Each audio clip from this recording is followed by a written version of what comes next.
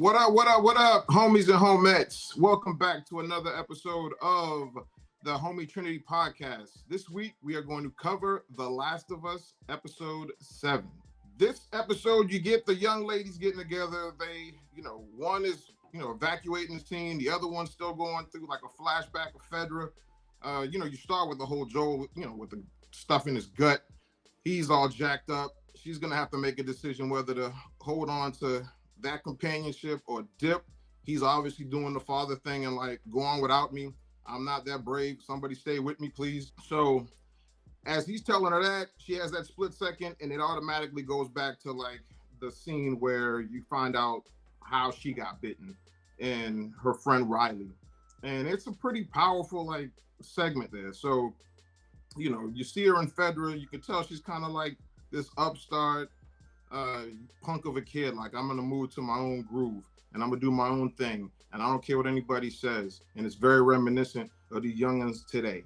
So her homegirl's not in the scene at that point. She gets in a fight, and then later on Shorty jumps through the window, pretends to be like an infected person, scares the crap out of her, wakes her up, and then it's like, yo, let's sneak out and do XYZ. And then they end up at the mall, and it's it's a mall. Escalators and stores and jacked up furniture and everything. Dude, I thought it was Greenbrier from the way that it looked.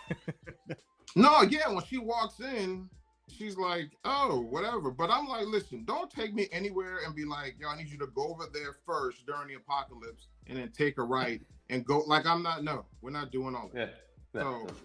So they get in there and it's, they're going through that. It's almost like a date, almost. They're friends and they're kicking it, but it's kind of like reminiscent of like, hey, let's take this stroll and we'll deal with all this other stuff later. And it's cool to see kids still trying to be kids at a time where it's not very friendly. I was surprised by the idiocy of them. She just came and got her and said, okay, we're gonna go out here in the middle of the night. I'm gonna take you to this mall and we're gonna cut on all these lights and we're gonna make all this noise. Right. Create all these vibrations for all these crab face monsters to just come out and bite somebody. And it's like around every corner you thought like they showed the one that was dead and in the wall. And then every time they went to a new store, they went to a new area, they went to the arcade, they went to do this, you're like, is this the second this thing's gonna jump out? Is this the second this thing's gonna jump out? To me, it's just crazy. But like I said, once again, we're talking about these kids and their just lack of judgment and just, it's the apocalypse. Much less she's stuffing Joel's gut without no Purell. Like, ain't no telling what kind of diseases he's got from that house laying on that dirty mattress. But now you're gonna flash back to these kids just running around at night. I mean, we used to all sneak out at night. I did. I did. But we know I ain't got to worry about getting eaten by a crab face. So that's just my take on it. All in all, I think it was the backstory that needed to be told, I guess. But it was a good one for me. Good one for me. What about you, E? So my biggest thing was at the very beginning when Joel was telling her, you need to go on that fatherhood moment. You need to go on without me and things like that. I thought it was kind of crazy, man, because she hit the top of the steps. She turned that doorknob and I was like, oh, she's going to leave him. You know what I'm saying? Like she's out. I was like, damn, that wasn't what I was expecting. And then when it flashes back to when she was actually, I guess, in what would you call that, officer training, you know what I'm saying, for Fedra, I was like, yo, okay, so now we're going to learn a little bit more about her. I thought it was funny when she was like, she's sitting there with this black eye and everything along those lines, and you find out that old girl that she got into it with wound up with what, 15 stitches or something like that. You know what I'm saying? Got but yeah, but the crazy part about it is that when the whatever rank he was sitting across from her, he was telling her, you have the potential to be great at what we do. You know what I'm saying? Yeah. And she was just kind of sitting there like, she didn't care about that, man. Here's an authoritative figure telling me what I'm going to be good at. You know what I'm saying? But then he started listing off all the different stuff that goes along with being an actual officer and you get your own place and you eat good food and you never go on patrol. And I think the light clicked where, when he put it out there and he was like, all right, here's your two options. Which one you want? She was just like, I'll take option two. Yeah. And then for her to immediately, just that night, you know what I'm saying? It was come with me to the mall inside the QZ. And she was just like, all right. And her friend knew her well enough where she was just like, you're going to say no, but we all know that you're coming. So just go ahead and get dressed. You know what I'm saying? But because she's a free spirit. She's not trying to be contained. Right. She's me and not Renee, is what you're saying. Right. But there's even a level of that. Like, even when you conform to stuff, like, whatever's in your true spirit is going to come out. Like, even if you do stuff like the traditional way of things, if your personality is not to do that, it will always be a conflict. Like, being like, working every day, 9 to 5 or whatever we do right now. Like, I promise you, if you're honest, you're probably not doing what you're passionate about. You're doing what you're supposed to do. Because you're a father. Yeah, you got to pay your bills and stuff. So, like, where Royce is definitely, he's a freer spirit than I am. I know for me, like, if I can't create something, it's a problem. And then everyday stuff that gets in the way of me creating irritates me. So she could have done that. She could have been like, I'll follow the rules. I'll suit up. I'll patrol. I have a nice little mattress. But I don't want to do any of that. I want to do the other stuff. And that leads into the character that she is currently in the show. You know what I'm saying? So it was good to get some of that background. I was with y'all though too. Like, I'm sitting here and I'm like, when she cut all the daggone lights on, I was like, wait a minute, man, they're gonna be able to see that. And she's like, oh no, we can't, they can't see us and everything like that. And I'm sitting here and I'm like, I actually paused the show and I was like, the ceiling's made of fucking glass. The hell you mean they can't see? You just turn on every light in this joint. You know what I'm saying? But I did think, kind of leading back to what Royce was saying, where, around every corner, I thought even before they showed the dude in there that it was questionable because she said they sealed it up because it was filled with infected. And old girl, you know what I'm saying? Her partner, she was just like, nah, they lied to you. There's nothing in here. You know what I'm saying? If there was, and I was like, you know what? She's actually got a point though, because if there was, you got this gigantic hole in the ceiling. You know what I'm saying? They would have already poured out of that daggone thing. But once they started kind of going into it, first off, me personally, I was like, yo, this is gonna be dope, man. Like, she's gonna go to a record store, she's gonna be able to get whatever tape she wants, because she started talking about all the different things, you know what I'm saying? Oh, they took all the shoes and this, that, and the third, and then they walked over to Bed Bath and Beyond, and they were like, but they didn't take any of the soap. You know what I'm saying? That's Renee. But, Renee would be like, right. Renee would have been like, that's the first place that he went. And speaking of unsanitary, like, I don't seen enough Grey's Anatomy to know if you get like impaled or stabbed, you're not supposed to yank the joint out first, right? I don't know the. You gotta leave it in so that it doesn't bleed out. I'm gonna call my sister to get the science, but yeah, you're not supposed to pull it out. That's not a good idea. And then we already established that there's no Purell or any like antiseptic. Like, she didn't even try to clean it. She got some dirty old needle and some thread and start stitching. Right. Where's the bourbon, man? Like, where's the moonshine, Royce? You said boy had a moonshine. They ain't sent him off with a care package with some Band-Aids, a bottle of booze. She's sewing him up with all sorts of germs. She's just sewing all the germs inside, just like just putting them in there. Ugh. But the whole thing with like the flashback portion of it though is you kind of figured halfway through the episode this is the one where she gets bit. You know what I'm saying? Right. Like it had to have been. I mean, you put 2 and 2 together, you know what was going to kind of happen. But when she decided that she was going to dip though, and she was just like, no, when she saw the bombs, I think that's when it really came. Like, she was just like, oh, okay, yeah, you're a Firefly. Sure, you're a Firefly. Yeah. Okay, yeah, you told me you're a Firefly. Then she saw the actual bombs, and she's very perceptive on stuff like that though, because she was like, yo, this is a setup, man. Like, what's going on? Like, you haven't just been hanging out here. They stationed you here. You know what I'm saying? Well, I'll make sure that they aren't going to use these against you. And she was like, basically like, man, you know, who the hell are you inside of the Firefly organization that you could tell them who not to go after? Right. So she got pissed and she bounced.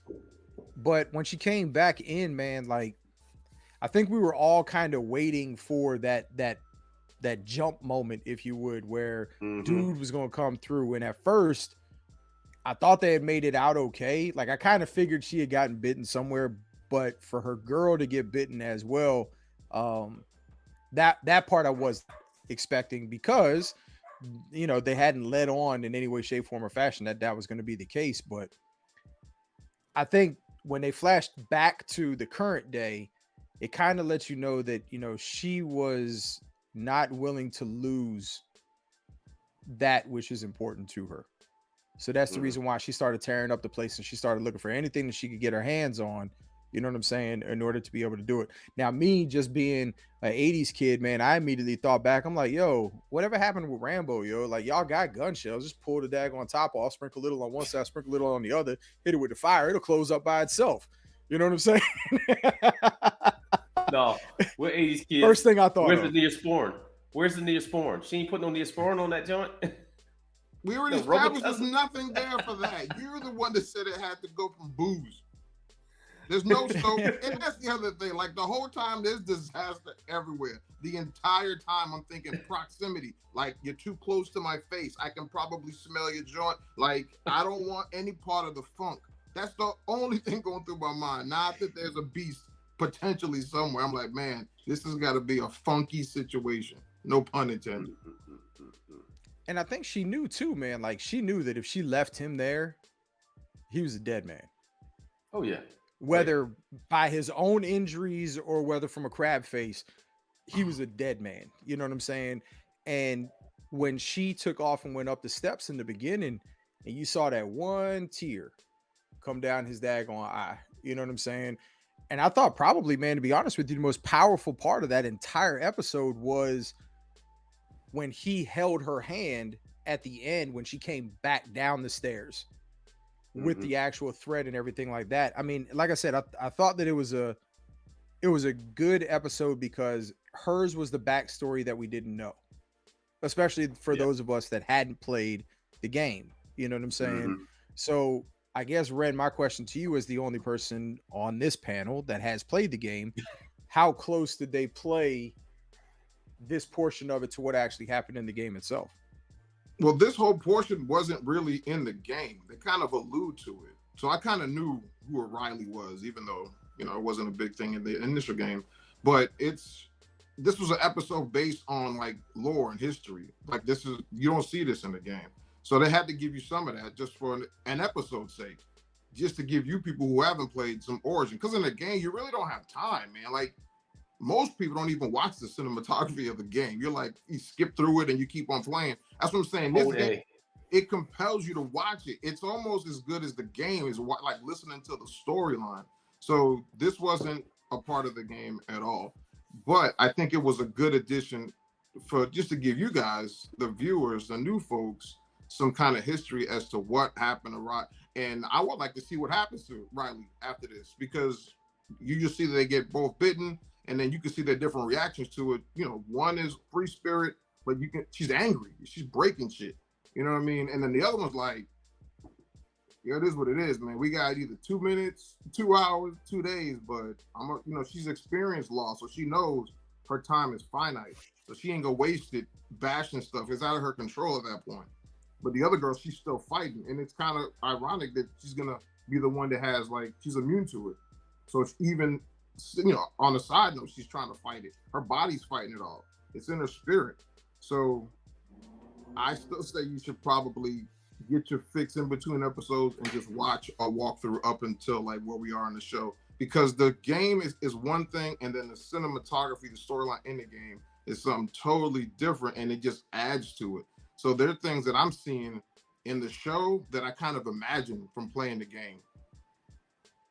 So I would, but without spoiling it, you don't want to go too far, because now you're gonna see, like, I know, like, if we go to the like previews, like that guy I was telling you about, they show it in the preview. Okay.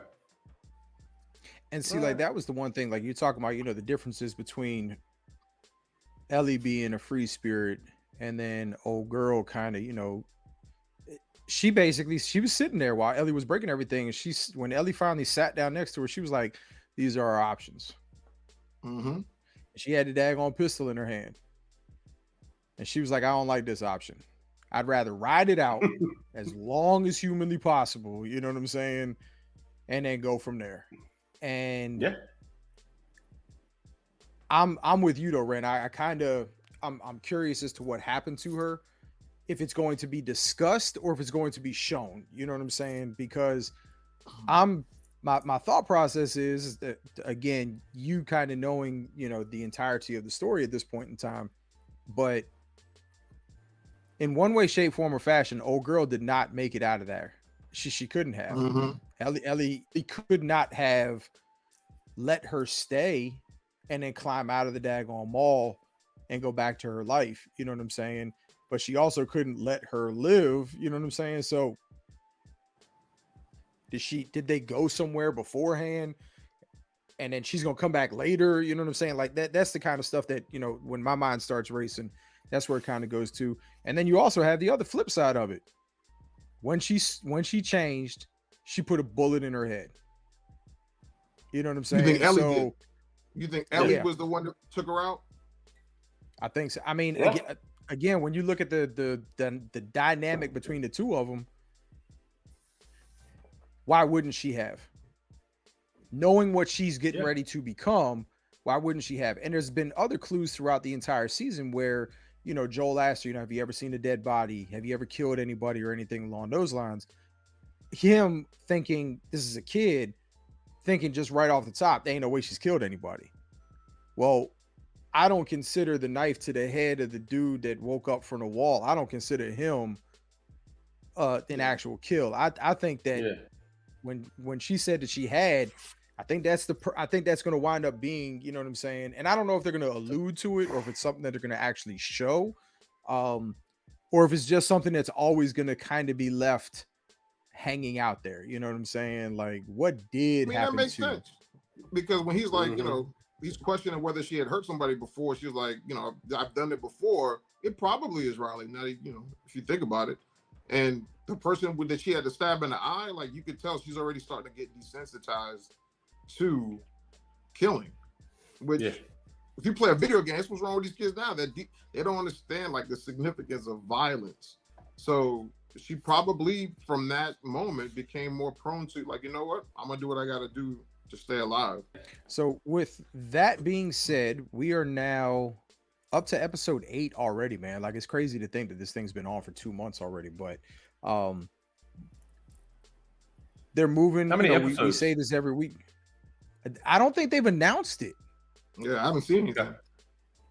I don't think they announced it. I mean, a normal season, you're looking at anywhere from 8 to 12 on average. Yeah, 8 to 12. You know what I'm saying? With like HBO, you know what I'm saying? So, and I think even in the early days of like Game of Thrones, I want to say it was, I think it was like 12 or maybe 13 episodes. You know what I'm saying? I mean, it was, we're coming up on it. You know what I'm saying? We're definitely, if you would, on the back 9 as far as this season is concerned.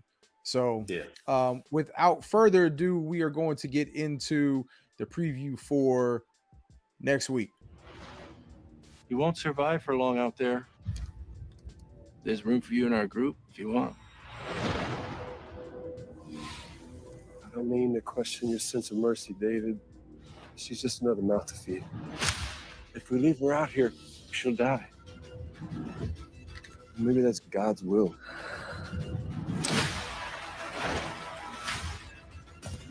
If the others want to kill you, let me protect you.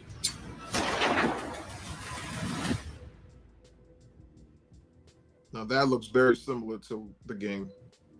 Yo, did she cover up Joel's head when he was laying on? When she pulled the blanket up, was she pulling it up to his neck, or was she covering him up all the way? Inquiring minds want to know. Nah, like I said, with that portion of it, though, I think that you look at what they said, that's just another mouth to feed. And I think that that's kind of telling to what everybody's mindset is at this point in time is you know what I'm saying? Boom, if we bring her in, we're already struggling to feed the people that we got. Just And wait. now we're going to turn around and try and bring somebody else in. But you know, we talked last week, man, about how she's listening to what Joel's saying in regards to the teachings, if you would, the lessons that he's actually given her. And you saw it right there when she went to go pull the trigger when she was hunting the deer, because he told her, breathe out and then pull the trigger. You know what I'm saying? So I don't know, man. Like, Ren, you said it though. You said the next few weeks, the next few episodes would be based off of her taking care of him and being solo. Yeah, for a minute. And it's gonna have to be with the injury that he received, you know. So I'm interested, but you haven't played the game. You're a little excited for next week's episode, aren't you? Because you guys are not ready for this character, man. You see him all there with his glasses and I don't know, a makeshift Bible in his hand. Like, boy is ill. They talking about people to bring in because there's another mouth to feed. Just wait. Okay. Because you're gonna be like, what is that? Tell it. He just had the no Purell face on. He's like, wonder what that's all about. I don't know. I'm kind of scared now. I'm just telling you, because that's straight out of the game. Like with the rabbit, they didn't show it like in the show, but like when they open the scenes, is like her with a bow and arrow. You see the rabbit getting shot with an arrow, and then you know she's hunting the deer, and that's how she ends up meeting this dude, David, and his crew. And like just looking at those clips, it reminds me of the game. Okay, all right. And there's a lot, you know, like Ren, you said earlier, you know, watch a walkthrough, but try not to go too far so that you don't give away the spoilers. There's a lot of different videos on YouTube right now, man, where they're doing a side-by-side comparison, if you would, in regards to what happened with this episode and where it pertained, you know what I'm saying, with the game itself. What's it pertain to? It's pertaining. Tony, what is this? Like I sold it myself. Just so you can rub it. I cannot. If y'all are lucky, you guys will get that clip. But no, I mean, I think that it's, you know, I think that, you know, when you have people that put that type of that content out, you know what I'm saying? Like for somebody that hasn't played the game, I want to know kind of like what the similarities are. I want to know what's the same, what's different, what they added, what they left out, like that kind of stuff. Without going through and watching an entire walkthrough of the thing and trying to figure out, oh damn, I didn't stop in time. Now I know what's going to happen. You know what I'm saying? So I think from playing the game and like watching the show, you'd be able to tell. Like you would definitely be able to say, okay, I'm going to stop right here. Because if I go any further, I'm going to know something. And even in that, like you're only going to know so much because you don't know where they're going to take from it, what they're going to use. You already seen 2 episodes that weren't in the game and a character that wasn't in the game. With Shorty from the last one, who was shooting people in the face because her brother got murdered. Like those are things that weren't in the game. They weren't. So like you don't know what you're gonna get. But you'll get some history, and it'll give you a fix. It'll make you like anticipate the next episode because now you're like, oh man, I wonder how they're gonna do this. All in all, would you say that it's following the game pretty closely? I mean, of course, with the little add, you know, here and subtraction here. Yeah, those 2 episodes and that new character, the only things that like jump out is like, what are you doing? But it wasn't bad. Those are great additions to this whole process. There's like comic books out there I didn't even read. Like Her Time in Federal. There's a comic book series. I didn't read any of that. And apparently there's stuff in there that, you know, it's just background stuff. You know, there's a difference between adding stuff just to be adding stuff and adding stuff to be able to add to your story. You know what I'm saying? Yeah, what they added was good. Right. If you're taking certain liberties, those liberties have to make sure that you flow accordingly, you know what I'm saying, with what's going on in the actual story itself as far as your source product, for lack of better terms.